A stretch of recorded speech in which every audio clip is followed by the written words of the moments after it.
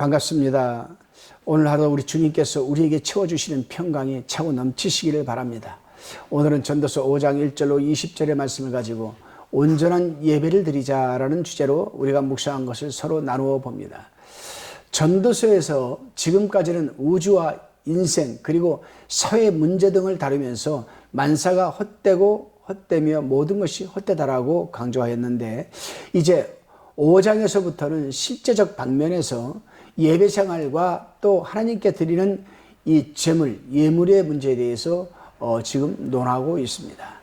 먼저 1절로 7절까지를 살펴보면은 솔로몬은 하나님의 백성이 하나님의 전에 들어갈 때, 즉 예배를 드리러 교회에 갈 때에 하나님을 경외하는 마음과 자세를 갖춰야 한다라고 아주 기본적인 부분을 지금 말해주고 있습니다.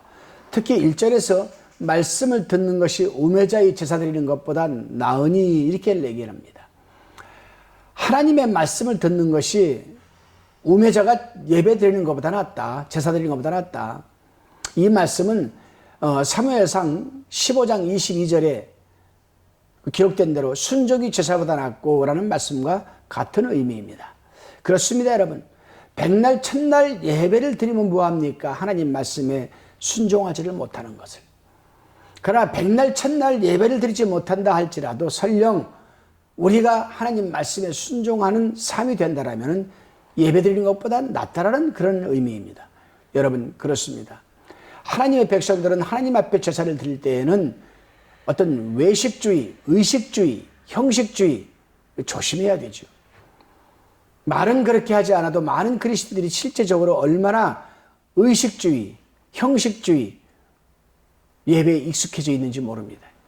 그저 예배만 드리면 모든 것이 되는 것으로 끝나버리는 것으로 많은 그런 예배. 자기 스스로 위로적 차원에서 예배이지 정작 하나님께서는 여러분 받지 않으시는 예배라는 사실을 우리는 새삼 깨달아야 합니다. 여러분들은 예배를 어떻게 드리고 있습니까? 우린 형식적이고 습관적이고 상투적이고 기계적이고 의식적인 예배를 드려서는 안 됩니다. 우리는 우리 속에 내주하시는 성령의 감동과 인도하심으로 영적인 살아있는 예배를 드려야 할 것입니다. 본문 8절로 17절까지를 살펴봅니다.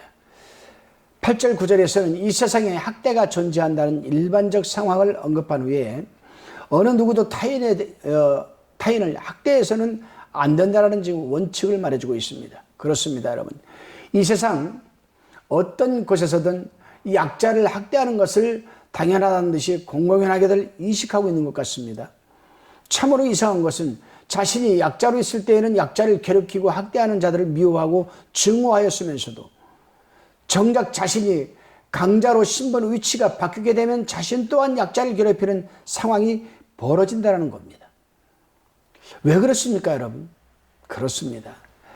약한 자를 눌러야만 자신이 살 수 있고 더 강해진다는 이 사회적 아킬라이 구조 때문에 그렇지 않나 생각을 하게 됩니다. 그러나 솔로몬은 10절 12절에서 부자보다 노동자가 더 행복하다고 합니다.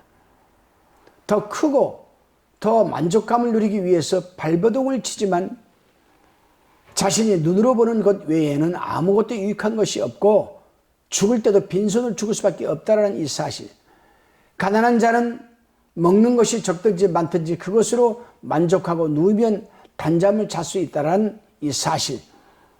이것을 지금 솔로몬은 다루고 있습니다. 그렇습니다, 여러분. 부자가 먹는 것도 함께 먹는 것도 먹는 겁니다. 가난한 자가 함께 먹는 것도 먹는 겁니다. 부자는 진수성찬에 한 끼를 먹고 가난한 자는 김치 쪼가리에 한 끼를 먹습니다. 그러나 궁극적으로 봤을 때 이것이 지속된다면 어느 누가 더 강건하고 건강해지겠습니까? 가난한 자가 건강하지요. 여러분, 똑같이 하루를 자도 부자는 어떤 영국의 살루비아풍 침대에서 하루를 잡니다. 가난한 자는 딱딱한 여러분 송판 마루 위에서 하루를 잡니다. 누가 여러분 더 건강해지겠습니까? 후자입니다. 전자는 허리가 약해지고 경추, 흉추, 요추가 약해지고 틀어지고 목 디스크, 허리 디스크가 올 수밖에 없지요. 그러나 후자에 있는 사람은 여러분 경추가 강해지고 흉추가 강해지고 요추가 강해질 수밖에 없다는 사실 잊지 마시기를 바랍니다. 오해는 하지 마십시오. 그렇다고 여러분 갓나게 살라는 얘기는 아닙니다. 그때그때 주어지는 환경에 최선을 다해서 우리는 하나님을 중심으로 살아간다는 삶을 지금 말씀드리는 겁니다. 다시금 본문 18절로 20절까지의 내용입니다. 솔로몬은 1장 2장에서 모든 인생들이 수고로운 일들이 다 헛되다고 얘기했습니다. 바람 잡는 것과 마찬가지라고 비판하였고, 그러나 여기서는 해 아래에서 인생들이 수고하는 것은 하나님께서 주신 분복이요 선물이라고 지금 소망적인 말을 하고 있습니다. 왜 인생이 수고를 해야만 하는가? 수고를 해야 하는가? 재물은 곧 하나님의 선물이기 때문입니다. 그렇습니다, 여러분. 그래서 열심히 땀을 흘리며 수고하는 자에게 하나님께서는 재물을 허락하는 것입니다. 세상에는 재물을 얻는 유형은 여러 가지가 있습니다.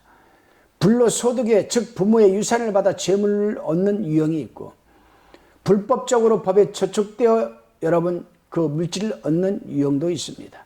그러나 분명한 것은 하나님께서 선물로 주시는 재물은 열심히 땀을 흘리며 얻는 것이라 말합니다. 중요한 것은 선용하는 재물이 되어야 진정한 하나님의 선물이 재물이요 여러분 축복된 재물이 된다는 사실을 지금 솔로몬은 말하고 있습니다. 그렇습니다, 여러분. 사람은 항상 수고하여 얻은 재물로 참된 즐거움과 행복감을 누리는 것입니다. 그것이 또한 하나님의 선물임을 깨닫게 되며 늘 감사하고 선용하는 재물이 되어야 진정한 축복의 재물이라 할 수 있습니다. 기도드리시겠습니다. 주님, 하나님께 예배를 드릴 때에는 의식적이고 형식적인 예배에 경계심을 갖게 하옵소서. 언제나 진실하고 진지하며 거룩하고 영적인 산 예배를 드리게 하옵소서. 불로소득의 삶은 멀리하게 하시고 열심히 땀 흘리며 하나님의 영광을 위해서 선용하는 재물을 얻어 누리게 하옵소서. 감사드렸고 예수님의 이름으로 기도드리옵나이다. 아멘.